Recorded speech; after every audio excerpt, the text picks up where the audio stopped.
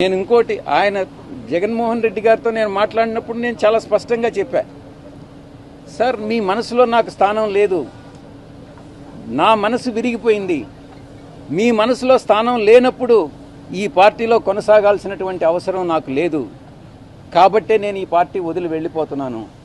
మీ చుట్టూ ఉండే వాళ్ళ చెప్పుడు మాటలు విని మీరు తప్పుదోవ పట్టొద్దు. మీకు ఎవరు నిజాలు చెప్తున్నారు, ఎవరు అబద్ధాలు చెప్తున్నారు అన్నటువంటిది మీరు పూర్తిగా అర్థం చేసుకోండి. అర్థం చేసుకొని మీరు నిర్ణయాలు తీసుకోండి. అప్పుడు మీరు ప్రజలకు ఉపయోగపడతారు. మీరు నాయకులు, అధినాయకులు, ముఖ్యమంత్రిగా 5 సంవత్సరాలు పనిచేసినటువంటి అనుభవం ఉంది. భవిష్యత్తులో కూడా మీరు ఇంకా ప్రజలకు సేవ చేయాలి.